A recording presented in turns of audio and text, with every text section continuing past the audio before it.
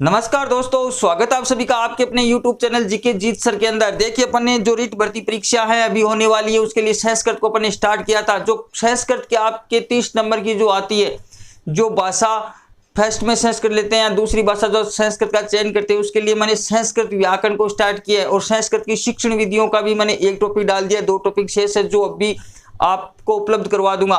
और दोस्तों, मैं ये लगभग आपको पूरा जो संस्कृत उपलब्ध कराऊंगा, लगभग ये कोशिश करूंगा कि आपके सारे क्वेश्चन है वो सही हो। और अपन टॉपिक पढ़ने के बाद में इनकी क्वेश्चन भी हल करेंगे।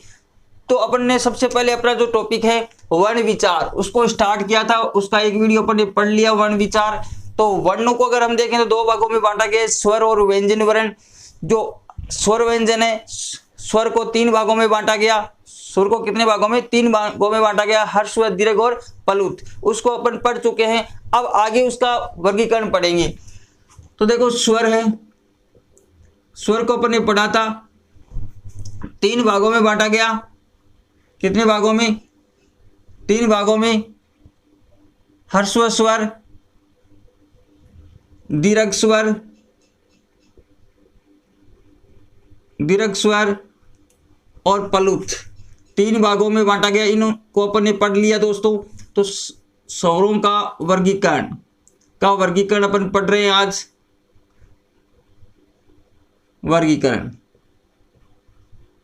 ये देखो इंपॉर्टेंट सारणी मैंने यहाँ पे बनाई है। इस आधार पर कुछ क्वेश्चन है जो एग्जाम में पूछे जाते, चाहे वो फर्स्ट ग्रेड हो चाहे सेकंड ग्रेड हो, संस्कृत के इसमें से क्वेश्चन है वो पूछे जाते हैं। इस सारणी के माध्यम से पहले अपन थोड़ा पढ़ लेते हैं, पढ़ने के बाद में इस सारणी के माध्यम से जितने भी जो क्वेश्चन बनते हैं एग्जाम की दृष्टि से महत्वपूर्ण, वो मैं आपको बताऊंगा कि किस प्रकार से एग्जाम में इनसे क्वेश्चन बनते हैं। तो देखिए, स्वर है, स्वर को 3 भागों में बांटा गया, हर्स्व, दीर्घ और प्लुत।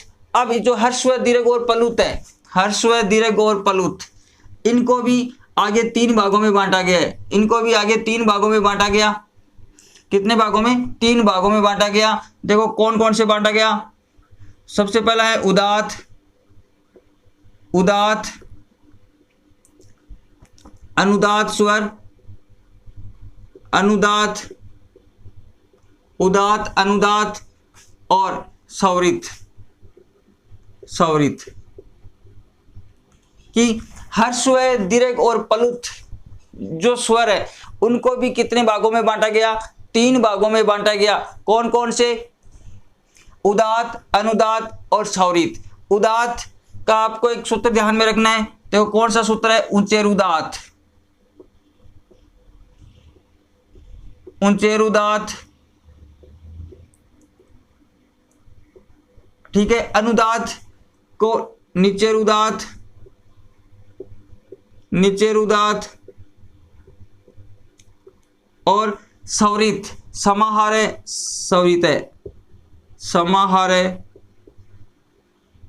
स्वरित।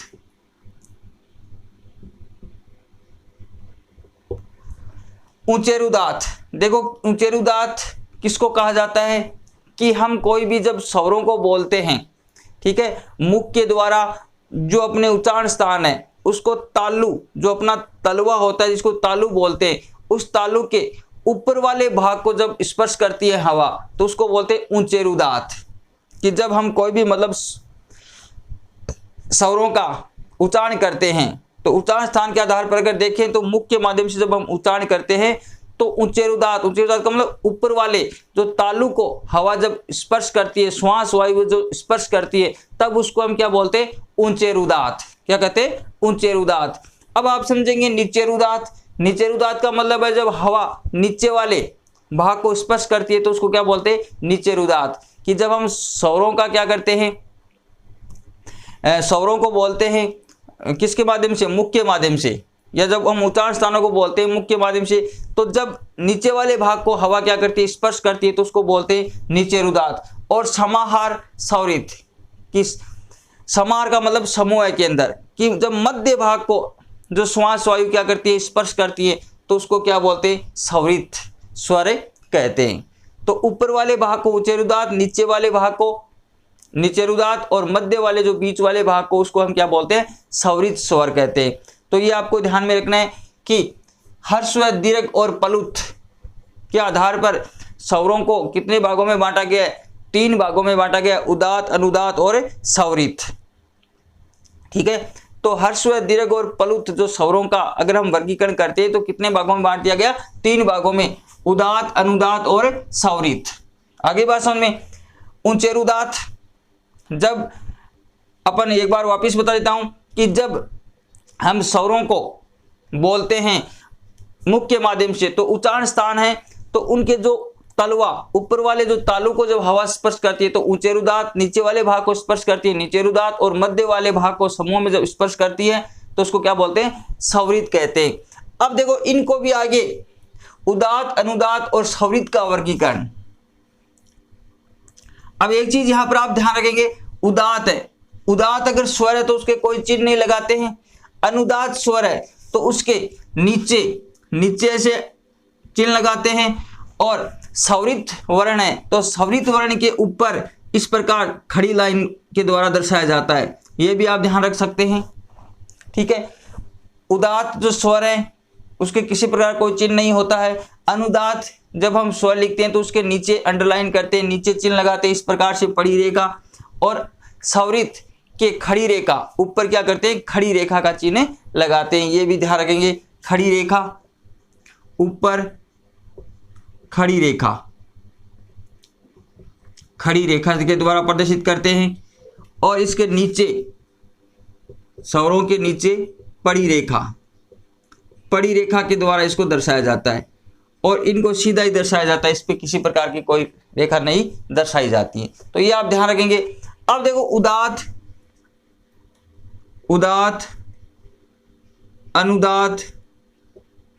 अनुदात्त और स्वरित, स्वरों का वर्गीकरण।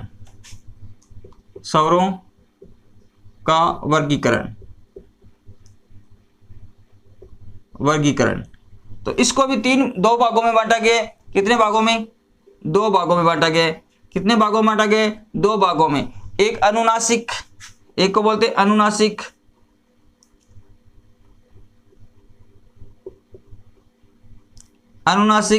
एक को अनुनासिक,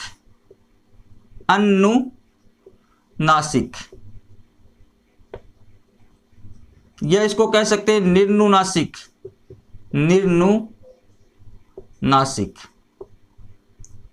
यह आपको ध्यान में रखना है। अनुनासिक और अनुनासिक, उदात्त, अनुदात्त और स्वरित जो स्वर है उसको भी दो भागों में बांटा गया है। कौन से? एक अनुनासिक और एक अनुनासिक। अब देखो अनुनासिक क्या है, तो इसका एक संज्ञा विधायक सूत्र है, मुख, नासिका, वचनों,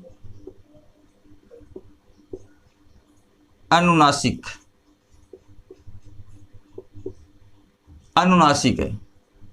ये कई बार एग्जाम में पूछते हैं। अनुनासिक जो विधायक सूत्र है, मुख, नासिका, वचनों, अनुनासिक, मुख, नासिका, वचनों, अनुनासिक। तो ये आपको ध्यान में रखना है। देखो इसका अर्थ क्या हुआ कि जिन स्वरों का उच्चारण हम करते हैं, कोई भी स्वरों का अगर हम उच्चारण करते हैं तो श्वास वायु, जो अपनी श्वास वायु है वो मुख और नासिका दोनों से बाहर निकलती हैं। मुख और नासिका दोनों से बाहर निकलती हैं। कि जब हम कोई भी स्वरों को बोलते हैं, कोई भी स्वरों को जब हम बोलते हैं तो जो अपनी श्वास वायु, अंदर की जो हवा है वो क्या करती है? मुख और नासिका दोनों से होकर के बाहर निकलती है। तो उसे हम क्या कहते हैं? अनुनासिक वर्ण कहते हैं, अनुनासिक स्वर कहते हैं। तो देखो कौन कौन से होते हैं? ए, ठीक है, ए के बाद में आ, जैसे हम आ, ई, उ, री, बड़ी री, लरी, ए, ओ, आई और औ। जो अपना अच है ये सारे आ जाते हैं अच में। जो अच है, अच प्रत्यार है, उसमें ये सारे आ जाते हैं, सारे स्वर आ जाते हैं। लेकिन इसको आपको ध्यान रखना, इसके ऊपर चंद्र बिंदु लगा होता है। क्या लगा होता है? चंद्र बिंदु। ये आपको ध्यान रखना है। सभी के ऊपर क्या लगा होता है, चंद्र बिंदु लगा होता है। तो ये आपको ध्यान रखना है, क्या लगा होता है, चंद्र बिंदु लगाया जाता है। क्या लगा होता है, चंद्र बिंदु, ये आपको ध्यान में रखना है। ठीक है, तो ये चंद्र बिंदु लगाते हैं इसके ऊपर। ए आ ई उ री बड़ी री लरी ए ओ ऐ और औ, इसके ऊपर क्या लगाया जाता है, चंद्र बिंदु लगाया जाता है। ये आपको ध्यान रखना है, क्या लगा होता है, चंद्र बिंदु, चंद्र बिंदु, चंद्र बिंदु लगाते हैं। देखो ए आ ई उ इस प्रकार से, रे, तो इसमें मुख और नासिका दोनों का प्रयोग किया जाता है। ठीक है, तो मुख से और नासिका दोनों से श्वास वायु बाहर निकलती है जब इन स्वरों को हमें बोलते हैं। आगे होगी बात समझ में। देखो अनुनासिक वर्ण कौन से होते हैं, तो ये आपको सूत्र ध्यान में रखना है। संज्ञा विधायक सूत्र है मुख नासिका वचनों अनुनासिक, कि इसमें मुख और नासिका दोनों से श्वास वायु बाहर निकलती है जब कोई हम स्वरों को बोलते हैं। तो इसमें चंद्र बिंदु लगा होता है, ए आ ई उ री री लरी ए ऐ ओ औ, जितने भी स्वर है, ठीक है, तो उसके ऊपर चंद्र बिंदु लगा होता है। वो कौन सा होता है, अनुनासिक। अब अनुनासिक, अनुनासिक का मतलब हो गया कि इसमें नासिका का प्रयोग नहीं किया जाता, या हम इसको कह सकते हैं निर्नुनासिक, बिना नासिका के केवल मुख का प्रयोग किया जाता है। इसमें केवल किसका प्रयोग किया जाता है, मुख का प्रयोग किया जाता है। मतलब मुख से श्वास वायु क्या निकलती हैं, बाहर निकलती हैं, तो वो क्या कहलाते हैं, अनुनासिक या निर्नुनासिक वर्ण कहलाते हैं, स्वर कहलाते हैं। तो इसके अंदर सारे आ जाते हैं, यही सारे आ जाते हैं, ए आ ई बड़ी उ री बड़ी री लरी ए ओ ऐ और औ, ये सारे क्या हैं, अनुनासिक। जब हम इसको सीधा कोई चंद्र बिंदु वगैरह नहीं लगाते हैं तब ये क्या कहलाते हैं, अनुनासिक या निर्नुनासिक। और जब इसके ऊपर चंद्र बिंदु का प्रयोग कर दिया जाता है तब वो कौन से हो जाते हैं, अनुनासिक। ठीक है ना, तो ये आपको यहां पर समझने वाली बात है। आ गई होगी बात समझ में, इतनी बात आपके समझ में आ गई होगी। अब मैं एक बार यहाँ पर थोड़ा सा रिपीट कर देता हूँ। देखो सबसे पहले वर्ण अपन पढ़ रहे थे, वर्णों को दो भागों में बांटा गया है, स्वर और व्यंजन। ठीक है, स्वर वैसे मुख्यतः 9 ही होते हैं, टोटल कितने होते हैं, 13 स्वर होते हैं वैसे।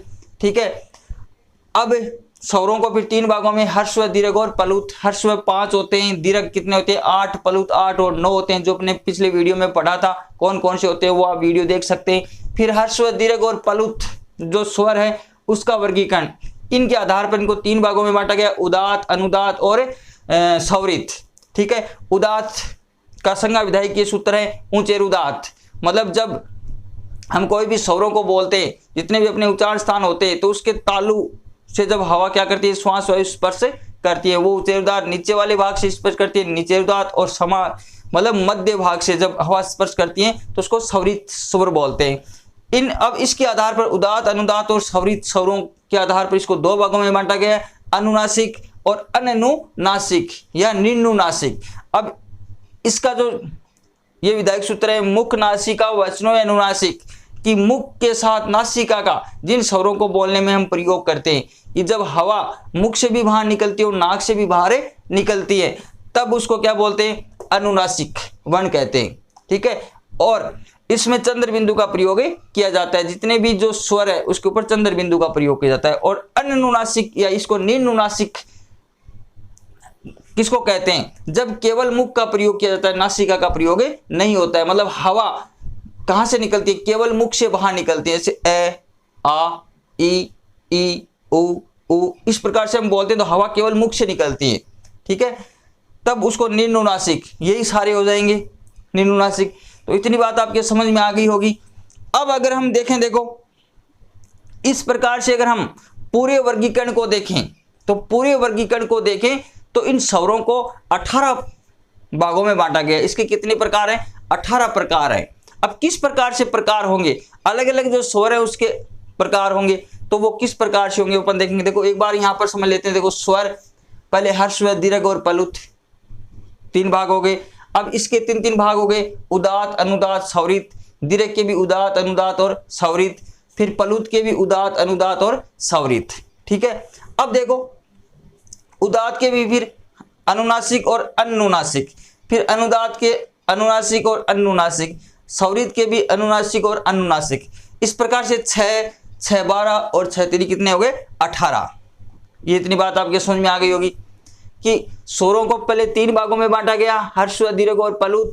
फिर इसको भी 3 भागों में, उदात्त, अनुदात्त, स्वरित, उदात्त, अनुदात्त, स्वरित, दीर्घ को भी और प्लुत को भी उदात्त, अनुदात्त और स्वरित 3 भागों में बांटा गया। फिर इनके 2 भाग और किए गए, अनुनासिक और अनुनासिक, या इसको निर्नुनासिक कहते हैं। इसके 2 भाग हो गए। इस प्रकार से देखो 6 हर्स्व में, 6 इधर दीर्घ में और 6 किस में आ गए प्लुत में। तो इस प्रकार से कितने हो गए 18 भागों में अष्टादश प्रकार है इसके। अब देखो एग्जाम में कई बार क्वेश्चन पूछ लिया जाता है। एक मैं आपको बता देता हूं। देखो ए, ई, उ, री, यह आपको ध्यान में रखना है। ए साम, ठीक है, ए, ई, उ, री, ए साम वर्णानाम, यह आपको विशेष लाइन ध्यान में रखनी है। वर्णानाम प्रत्येकम, प्रत्येक माष्टादश।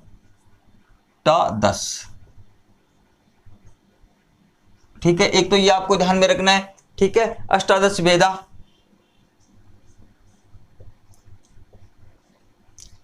उसके बाद में देखो आगे आपको लाइन ध्यान में रखनी है। लरी वर्ण से द्वादश, लरी वर्ण से, लरी वर्ण से द्वादश,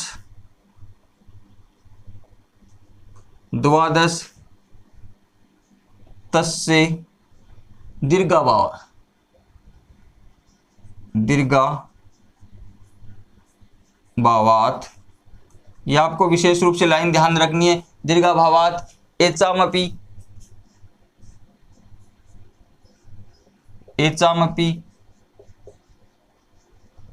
यह आपको ध्यान में रखना है। एचामपि द्वादश, द्वादश तस्य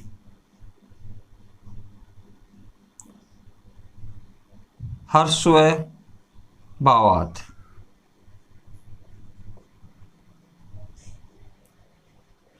ठीक है, ये आपको ध्यान में रखनी है लाइन है वो।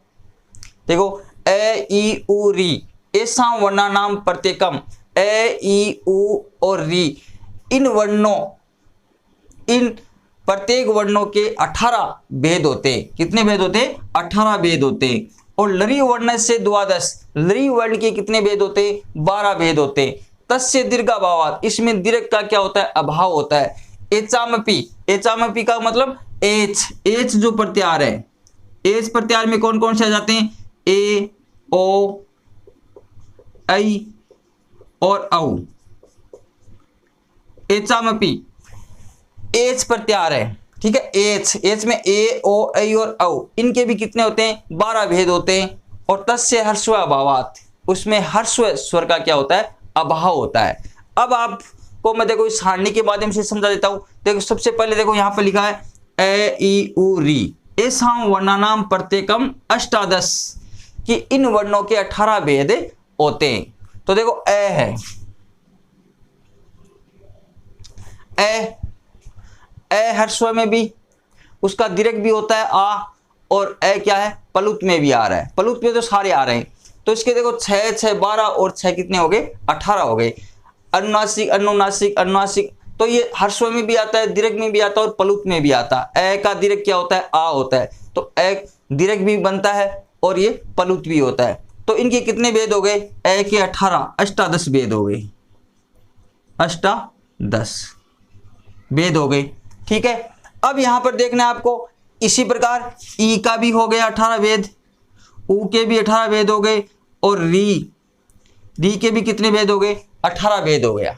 ठीक है, इतनी आपके बात समझ में आ गई। ए ई उ री कितने भेद हो गए? 18।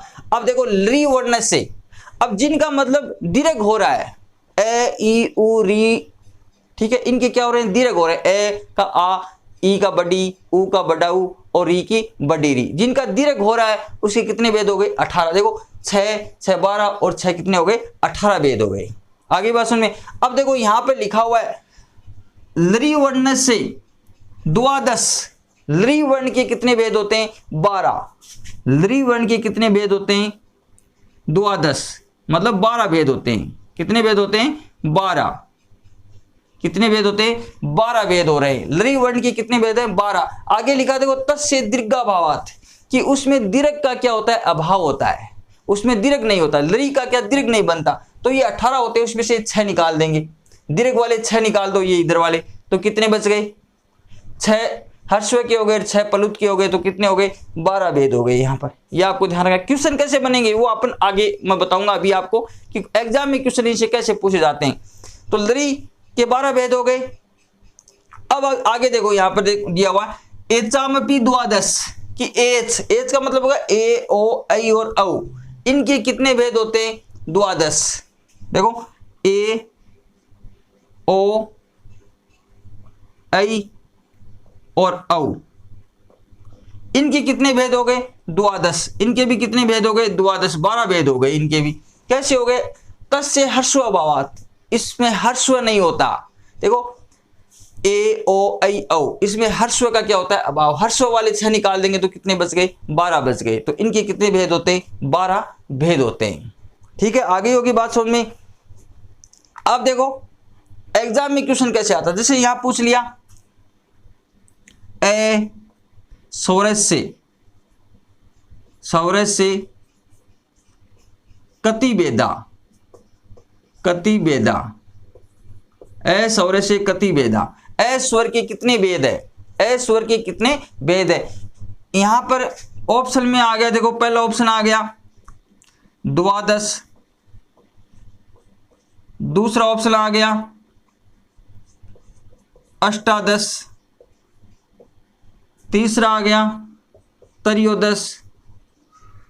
त्रयोदश और चौथा आ गया 9। ये आ गए। देखो ए स्वर से कति भेदा, ए स्वर के कितने भेद होते हैं? तब आपको क्या करना है? देखो मैंने आपको यहां पर बताया ए के कितने होते हैं? 18। ए ई उ री के कितने हो रहे हैं? 18 हो रहे हैं। तो इसमें क्या सही हो जाएगा? 18। अष्टादश भेदा, अष्टादश भेदा हो जाएगा। आगे बात सुन में, इसी प्रकार ई का पूछे, उ का पूछे, री का पूछे, तो ये अष्टादश। ठीक है, इसी प्रकार अगर यहां पर पूछ ले लरी वर्ण से कति भेदा, तो कितने हो गए? द्वादश। इसी प्रकार पूछ ले ए वर्ण से, ओ वर्ण से, आई वर्ण से, ओ वर्ण से कति भेदा, तब आपको क्या करना है? द्वादश। अब एक देखो यहां पर एक छोटा सा सूत्र है, मैं आपको बता देता हूं। देखो ये भी आप ध्यान देंगे। वो मिटाने वाला कहां गया? ये रहा। देखो यहां पर एक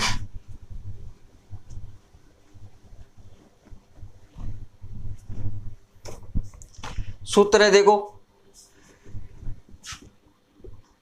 री लरी वर्णियों मिथ है सावर्ण्यम वाच्यम।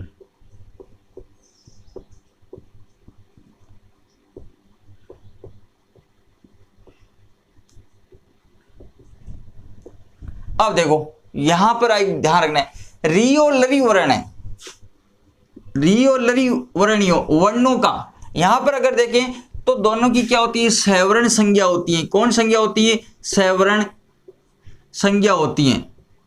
यहां पर री और लरी वर्ण है, उसकी क्या होती है? सवर्ण संज्ञा होती है।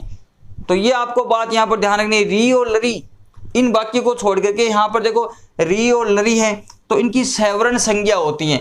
अब यहां पर एक क्वेश्चन पूछ लिया जाए, देखो एग्जाम में यहां पर एक क्वेश्चन पूछे री या यहां पर लरी वर्ण को पूछ लिया जाए। री और लरी दोनों को साथ में भी पूछ सकते हैं। ठीक है, री और लरी वर्ण यहां पर पूछ लिया जाए तो ये आपको ध्यान में रखना है। यहां पर री और लरी सौरस से कति भेदा, सौरस से कति भेदा, यहां पर आपके देखो दिया हुआ ऑप्शन हो, जैसे पहला ऑप्शन दे दिया, सॉरी एक मिनट लाइट चली गई, मैं खोल देता हूं। हाँ देखो यहां पर अगर दे दिया द्वादश है, फिर दे दिया यहां पर अष्टादश है, फिर दे दिया यहां त्रिशत, कितना दे दिया, त्रिशत दे दिया, और एक यहां पर दे दिया 9, ये 4 दे दिए। तो इसमें कौन सही हो जाएगा? तो यहां पर आपको एक चीज ध्यान में रखनी है कि जब री, जैसे दे दिया री वर्ण, री सोर से कति भेदा या लरी सोर से कति भेदा, अगर आपके यहां पर त्रिशत ऑप्शन में दिया है तो आपको ये राइट करना है। यहां पर आपको दोनों की स्वर्ण संज्ञा होती है, दोनों को मिला देंगे। देखो यहां पर लरी के 12 होते हैं और री के मैंने आपको बताया कितने होते हैं, 18 होते हैं। री के कितने होते हैं, 18 होते हैं, यहां पर मैंने आपको बताया। तो 18 और 12 को जोड़ करके आपको 30 सही करना है। अगर आपके यहां पर ऑप्शन में 30 नहीं हो, तब आपसे अगर री पूछा जाए तो 18 करना है और लरी पूछा जाए तो कितने करने हैं, 12 करने हैं। ठीक है ना, री पूछा जाए तो 18 और लरी पूछा जाए तो कितने करने हैं, 12 ही करने हैं। अगर 30 ऑप्शन न हो, अगर यहां पर आपके ऑप्शन 30 दिया हुआ, त्रिशत दिया हो, तो आपको सही कौन सा करना है, त्रिशत वाला करना है। आगे होगी बात समझ में? तो ये आपको ध्यान रखना है। मैंने आपको ये समझा दिया इस प्रकार से। अगर इसमें से आपके दिमाग में कोई भी क्वेश्चन हो तो वो आप मुझसे पूछ सकते हैं। इसके अलावा देखो थोड़ी सी बातें और है जो इससे संबंधित क्वेश्चन पूछे जाते हैं। तो देखो यहां पर अगर आपसे ये पूछ लिया जाए ए सौरस से कति भेदा, इसकी जगह आपको देखो यहां पर ये दे दिया जाए कि अत